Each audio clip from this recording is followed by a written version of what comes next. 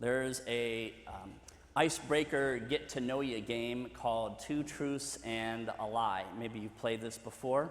So if someone gives 3 statements about themselves, 2 of which are true, 1 of which is fabricated. Lie sounds so harsh.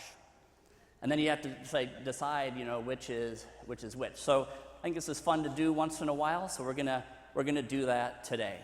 So now if you were here last night, you're not allowed to play. And if we were at Mass together at St. Ursula back in the spring, please note that some of our options have changed. Okay, so 3 statements about myself. 1, I was accepted into medical school. 2, I was a cheerleader in high school. 3, big fan of the Beatles. So one of those is false. All right, so we're going to have you see if you know which is which. I was accepted into med school.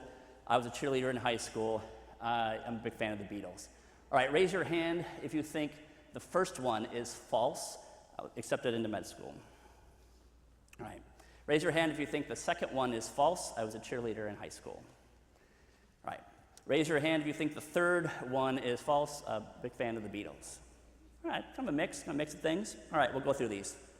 All right, I was accepted into med school. Now, I did do this once at my last parish, and the one Mass, when I mentioned that one, I heard some lady way in the back go, "Puh!"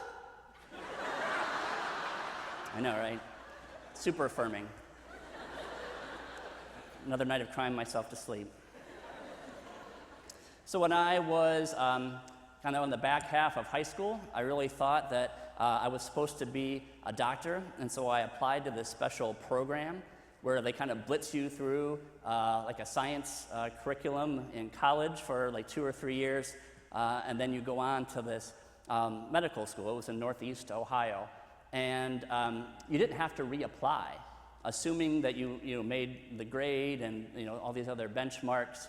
Like you already had a spot waiting for you, like with your name on it at this place, and so it was basically like being accepted into med school out of high school.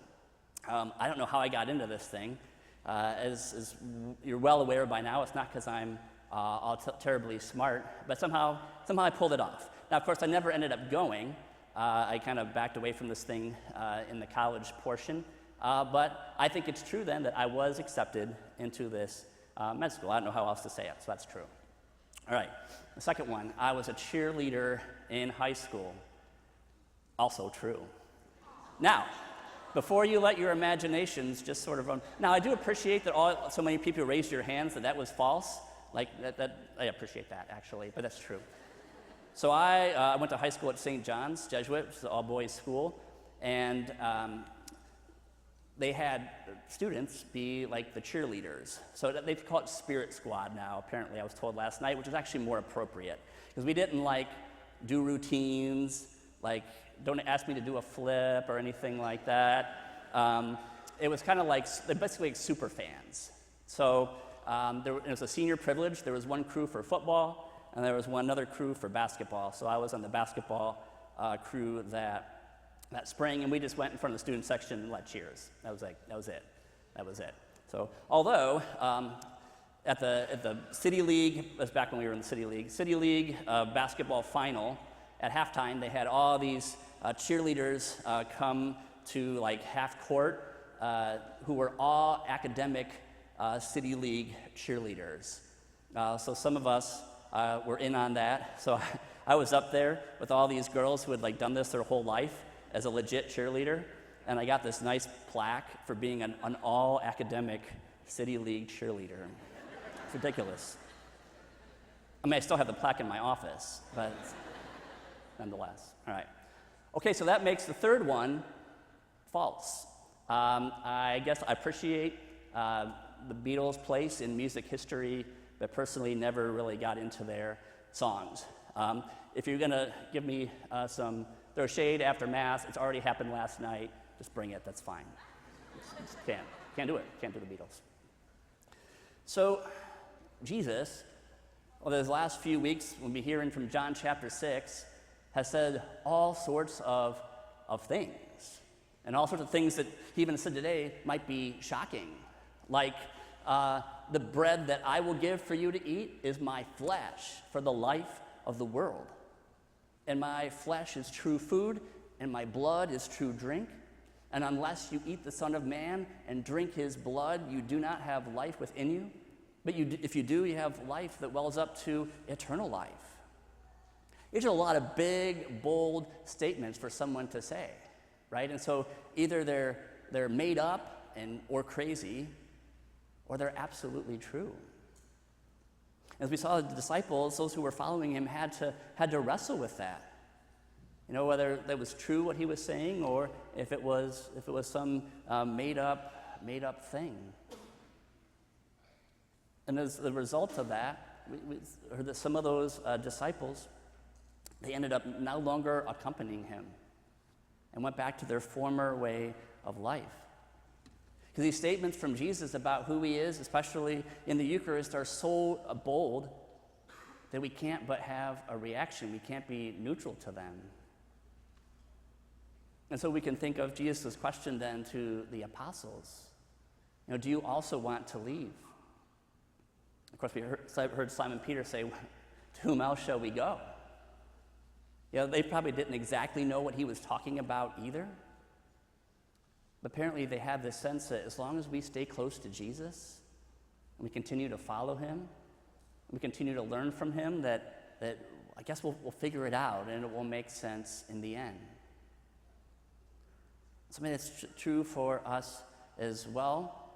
And it's just so hard to believe sometimes that what appears as simple bread and wine is not just a symbol, but is the actual sacramental presence of Christ. Which then I think calls forth a reaction and a response for us in our life. That Jesus is actually here, the Holy One of God. And so that should have us this desire to make Mass on Sundays and holy days just the non-negotiable that it is, and let not things get in the way that we can prevent, not like sickness. I was thinking too of our first parish value, which is reverence. And reverence, not so much like we won't get all caught up in whether we're doing everything right or not, or looking all pious or whatever, but there's this abiding just awe and respect for what's greater than us and what's beyond us. And that we hold that dear, and that when we come here, it's about encountering the Lord who wants to encounter us and to bring us into that relationship with him that we were made for, that he so desires to give us. And that we're stepping into that, you know, when we're here at Mass, from before it begins till the time that we're all sent out together to live and to share Jesus.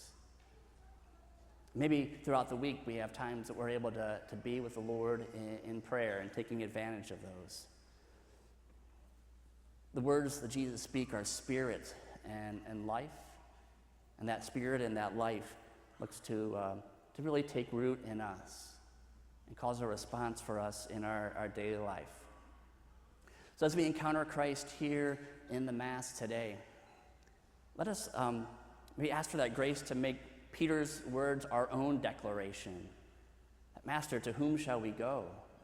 You have the words of eternal life. We believe in the word you speak, and we're convinced that you are the Holy One of God.